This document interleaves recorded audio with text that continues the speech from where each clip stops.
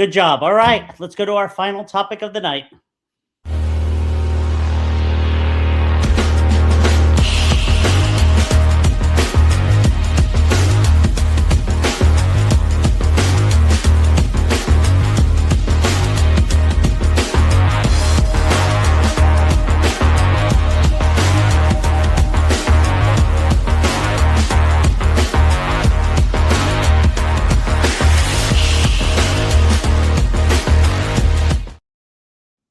All right.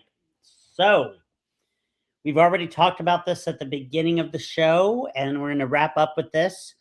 We all decided to pick for the movie this week, The Rip, starring Ben Affleck and Matt Damon on Netflix.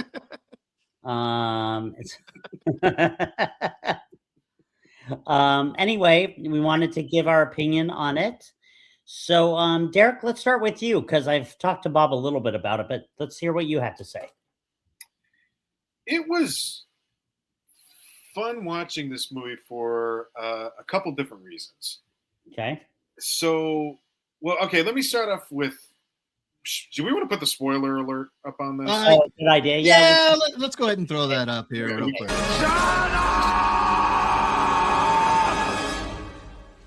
Shut up! Shut up! Shut up! Okay. Here's what I'll do. I'm going to start positive and I'm going to end positive. Shut up! Get down now! He's so exasperated by the end of it. Shut up! Shut up! So, all right, let's start off with the positive. Here's what you got to love about when Ben Affleck and Matt Damon meet up together. Is that if there's one thing that these two know well, it's how to be Boston. And they're going to stay Boston. And they're going to throw as much Boston and everything as they can. And if that means you throw Boston into Miami, damn it, they're going to do it. That's funny. And there is something to be said about Boston movies, right? Whenever you see a Boston movie, there's always like a certain like grit to it. There's just like a gnarlness about it. Raw, rough. And no, not just Good Will Hunting was not like that. But my point being is that they still play a couple of tough guys from the other side of the tracks, do they not?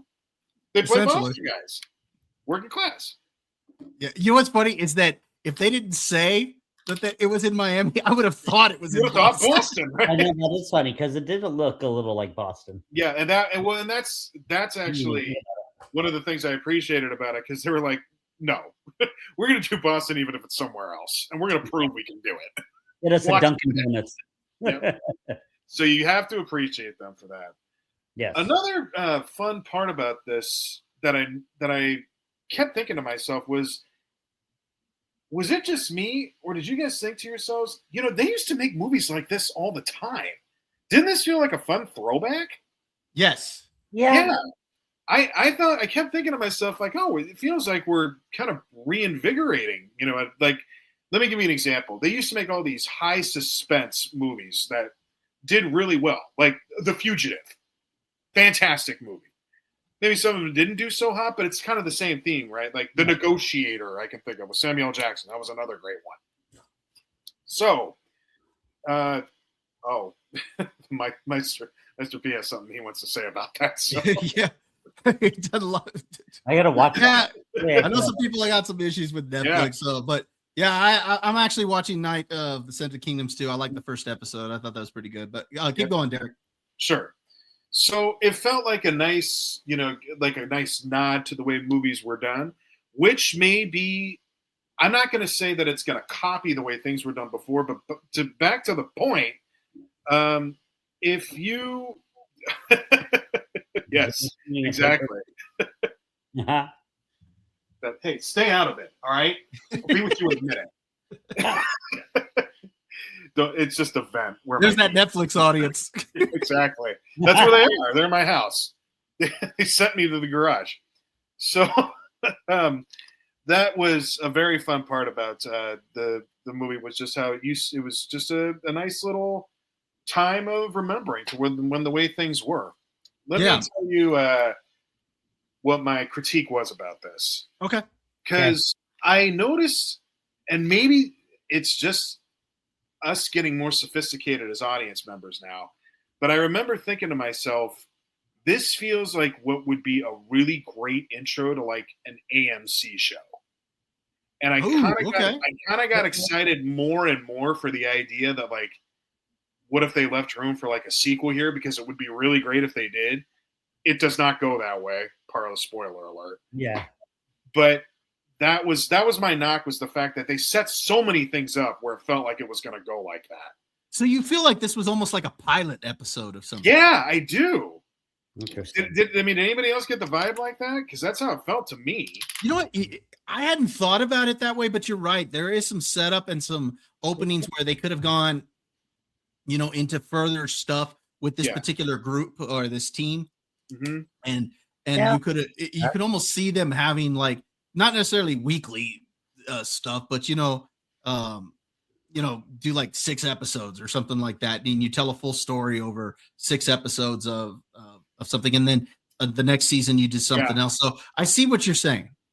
Yeah, and that really was the only real critique I had on it. I think it was hard to make a movie. It's hard to make a movie where you're up against the clock, right? That's the whole premise of the film, is how you're trying to rush for time, right? You're trying to get to a destination in a certain amount of time. It's a hard thing to do. Dixie agrees with you. Yeah, there you go. Okay. However, having said that, I'd say my overall with this was pretty positive. If I was going to give it a critical review, 72 or 73. I had fun with this. And what I will say is the reason that part of it, the fun, and this is where I'll end with it, is that even if it felt like it could be a more complicated TV show, the beauty, I think, of a movie like this is it's a checkers board with chess pieces. The plot is simple. You don't have to overthink it. No. And to the point where, you keep reiterating the plot of the movie, my other thought about that is the plot better be pretty dang simple then, because if it's complicated, that's you run a chance of maybe confusing audience members with that, having to keep reiterating it over and over again. Do you think that they did spend time in this film reiterating the plot? Yes. Because to me, I did feel like there were several exposition dumps where they were kind of telling you what was going on. And I thought that those moments actually slowed the movie down a little bit. Yeah. At some points, yes. I think that's totally fair. What was the plot? 1.5 million? Was that what was in that bag? No, it was over 20 million. Over 20. Oh, was it 20 million? Okay. Yeah, it was over 20 million. Yeah, over 20. Mm-hmm. Okay. Yeah. They were told different numbers as to what the rip actually was, but it was none of it. I mean, it wasn't even close to whatever that was. Yeah, and remember, he told them different numbers because he was trying to see which of them was actually involved in the death of their captain. Yeah. And the way he figured it out is because when they got the call over the phone telling them to get out of the house. Yeah, the old guy. Yeah, it was only one person who mentioned the amount of money that he had told that one guy. And so that's how he knew that one guy was Stephen Ewan, his character. I don't remember the name of his character, but he was the only one who was told that specific amount. Right. Okay. And I was kind of curious initially why he was giving different amounts to the team. Mm-hmm. And that kind of made me think, what's he doing? What is he going to try to rip this money off and for himself? That was the beauty of it, was a checkers board, chess pieces. And there's a lot of chess pieces moving kind of all over the place with this movie. That I always appreciate, right? Like, it really just turns into a fun whodunit. Like, who's responsible for this at the end of the day? And that's always good stuff. Did it keep you guessing, or did you find it predictable? Towards the end, I started figuring stuff out.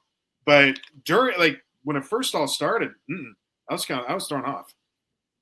Yeah. Okay, so like when the movie first started and we saw the death of the captain, is Bob taking over? Is this your turn now, or is there? Well, I'm just kind of piggybacking off of that. We're having a discussion, Josh. Yeah, we're just having a discussion here. I kind of thought that maybe there might be a twist, and both Affleck and Damon were going to be bad guys, and that they were involved in the death of the captain, because it kind of hinted at that, and then you see Damon kind of acting weird through it, and then you see Affleck kind of pushing back, and I was like, okay, so Affleck wasn't involved in this, but it looks like Damon was, and it keeps giving these breadcrumbs to show that Matt Damon might have been involved.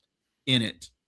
And I kind of liked the way that yeah, Dixie 1.4 million a bucket was.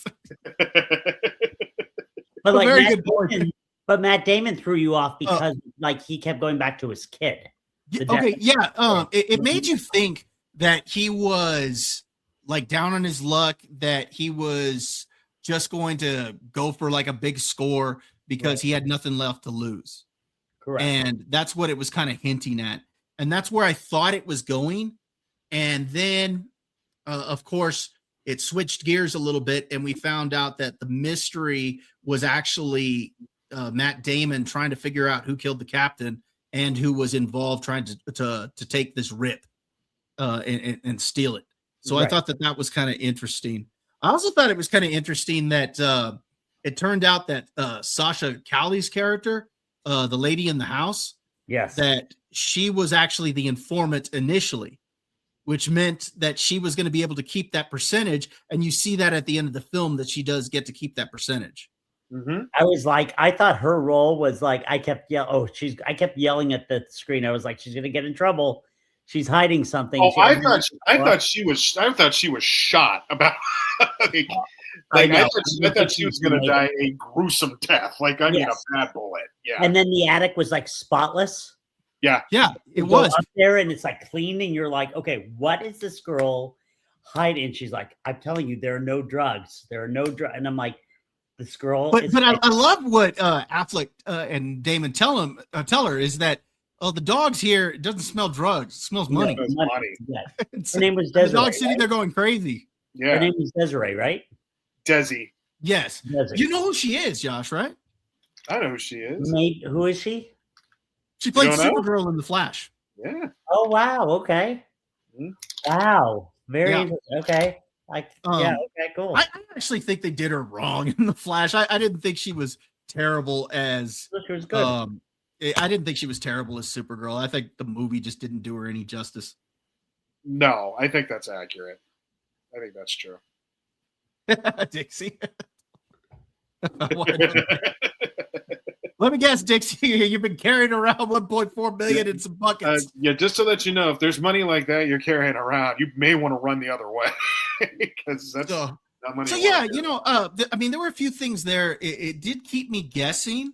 I think most of the way through, and then kind of like you, Derek. Obviously, towards the end, it got pretty clear that there was something going on. It was funny because I was watching this with Irene, and when you saw Matt Damon and Ben Affleck along with that DEA guy and Stephen Ewan's character get into that armored car and they're driving off and they leave all the ladies there.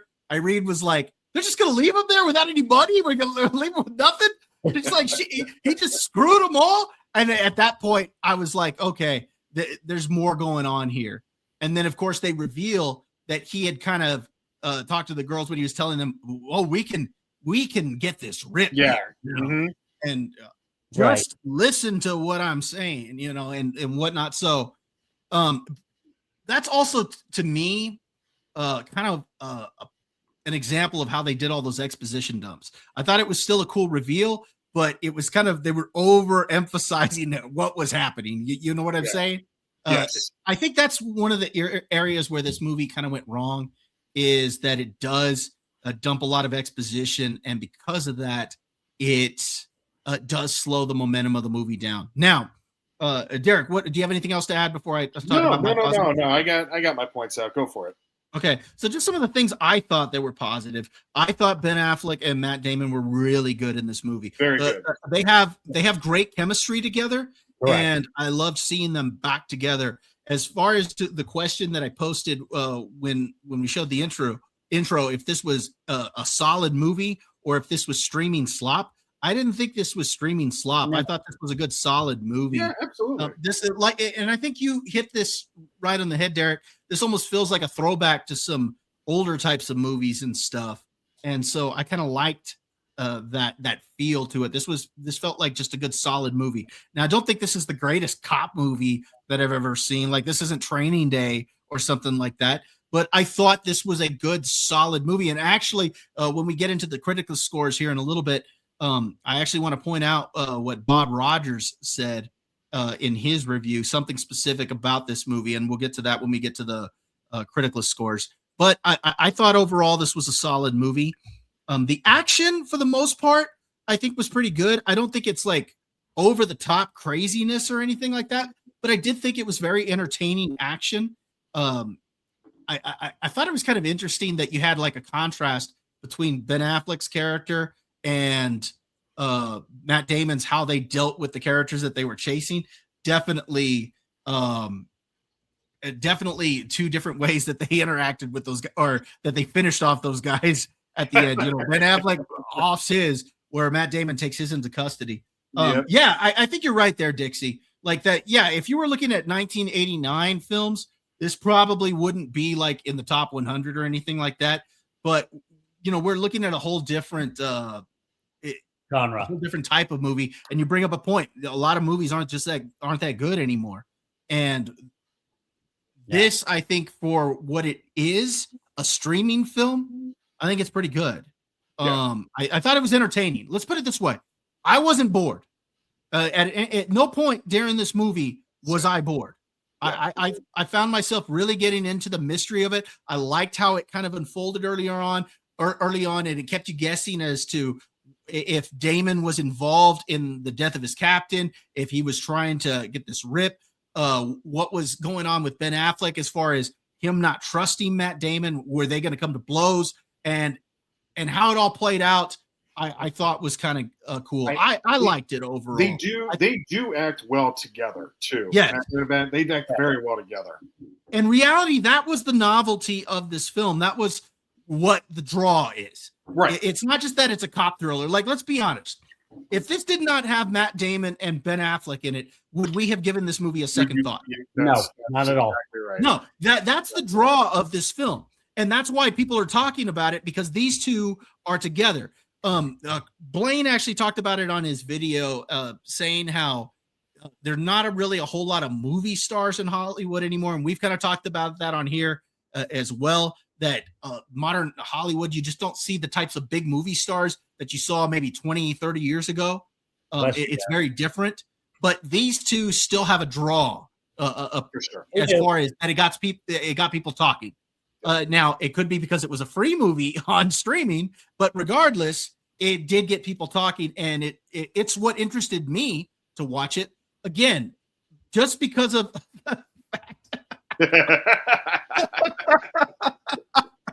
Wow. All righty. Okay. You know what? Oh, man. When you fall asleep at like 8:00 at night, Eastern time, you fall asleep like that. Josh, you got to remember, he's in Florida, man. No. He falls asleep at 8:00 Eastern time, dude. Okay. Josh, right now it's almost 11 It's o'clock 10:48 over there. Oh. Anything else, Bob? Good Yeah, luck. Bob, but these two bring people to watch it. Overall, I was entertained by it. I thought the action was solid. It was a good mystery. I enjoyed it. And I'll get you my critical score here in a minute when we get into to those. Go ahead, Josh. All right. So I'm a little mixed about this movie. I'll give my good and my bad. My good, I actually loved the chemistry between Ben Affleck and the guy who played his brother. I thought that was hilarious at the end. And then when Matt Damon walks, it's something Derek and I would do. He's like, "So how are you?" After fighting each other. By the way, I'm going to go to Mom's house and I'm going to take credit for everything. Yes, and he's like, "I bet you will." Yeah, you will. But I love it. He's like, "Give your brother a hug. Hug your brother. Yeah, give your brother a hug." It was so Doing good in front of all the feds. Personally, I liked the first half of this movie more than I did the last half of this movie. Okay, let me ask you, just to piggyback off that real quick, because I said in my review that I thought the first half was a little slower. It's a slow burn to get to the action, but once it gets to that second half of the film, I think it's got a lot of action in it. Did you find the first half better? I mean, better because you didn't think it was as boring, or do you think that? I mean, what'd you think? I did not think the first half was boring. First of all, you start out with the boss getting shot, and she's got her phone out, and it got you hooked. I felt right away. Okay. Then you had the whole scene with Desi and the house, and I was totally into it. And I had seen most of that like last night. Today I watched the rest of it. And maybe I wasn't fully preoccupied with it, but I was still watching. And I don't know, I just felt like it started to drag, in my opinion. Like the part when he shoots the guy in the ear and is right, and then he kind of, you find out who the bad guy is. Uh-huh.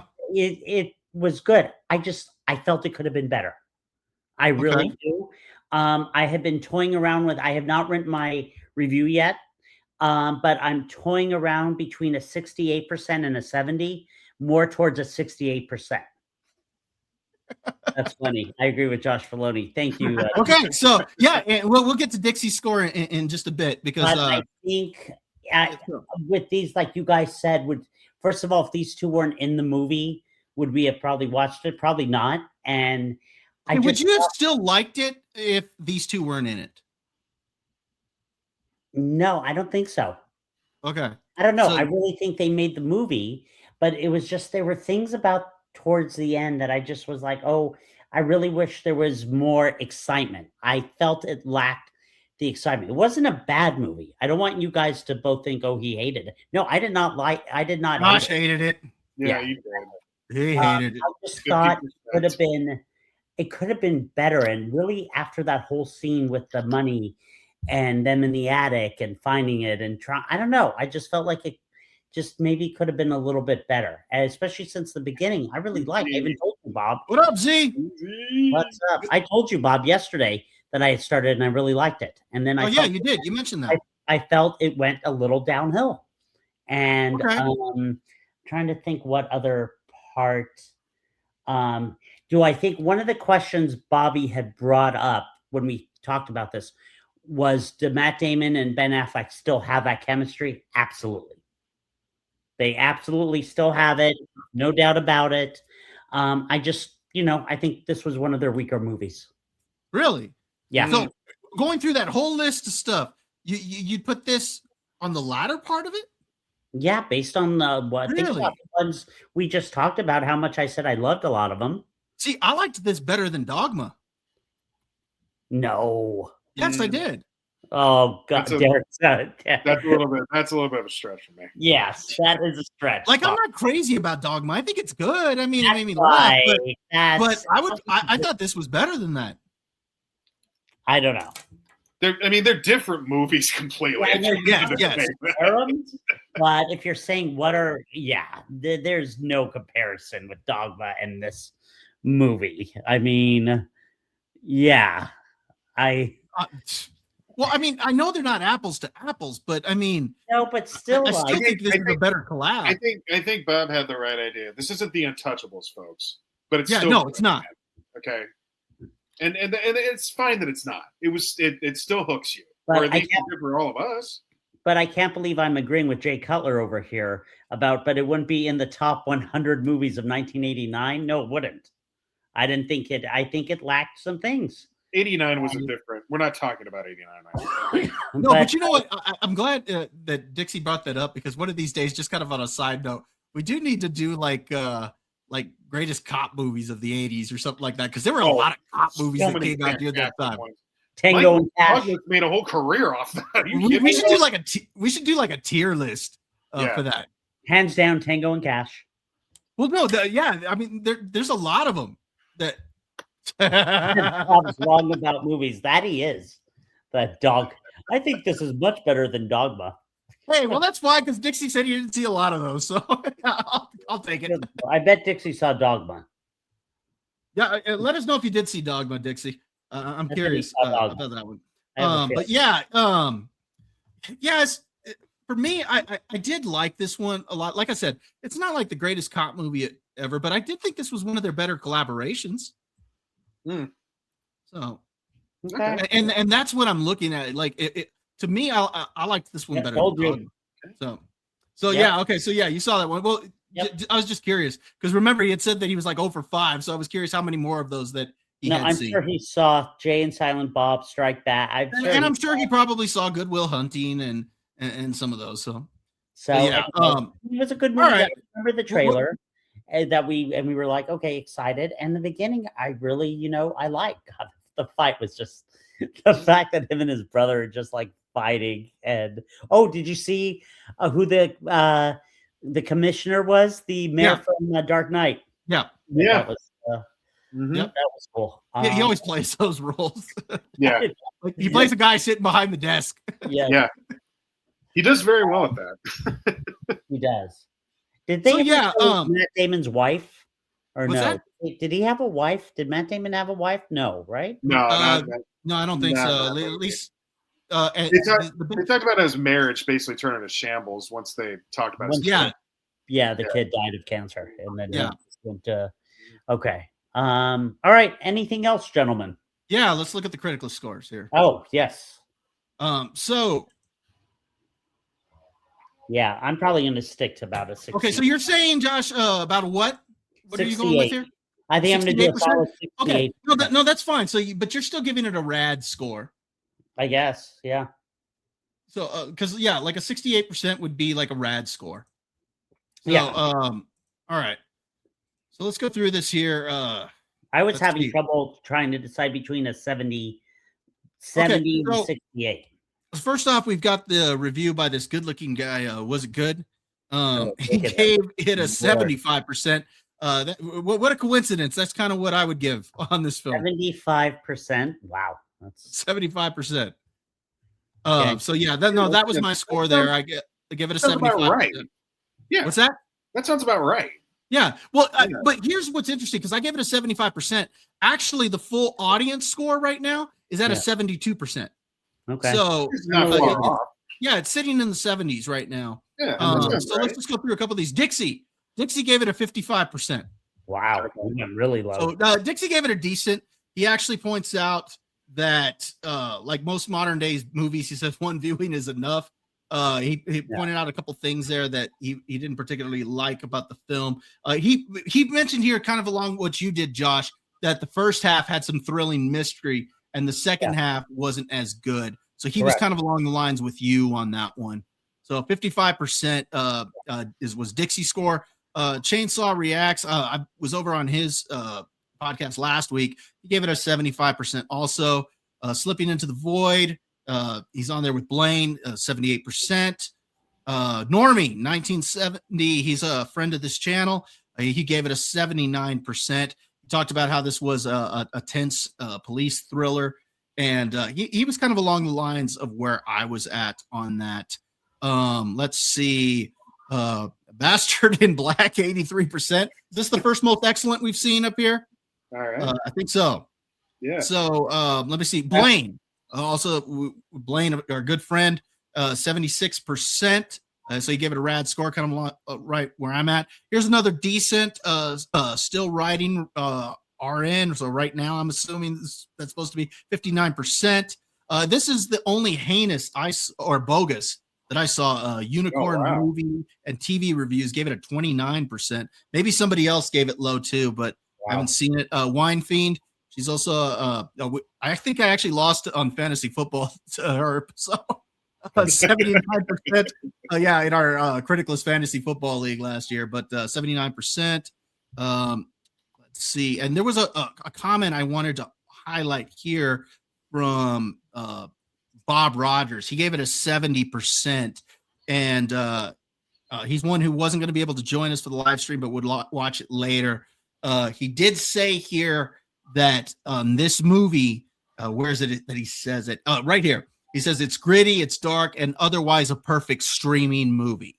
So I think that's kind of where he was looking at. And I think that that's probably fair with this here, is that I would have liked to have seen a theatrical release out of this, but I don't know if this is a type of movie that would have been a huge success in the theaters. I maybe it does because it's not or because of these two. Maybe it has some success, but yeah, this is not a movie that's going to dominate the box office. And yeah, kind of, there we go. So that's Dixie's opinion. It's not a solid movie, which is what I asked earlier, but it's definitely not streaming slop. So even though Dixie disagrees with us here, which we want to point out, that's always fine if you disagree with us here. The three of us don't agree a lot of the times, but if you don't agree with us, please, let us know what you think.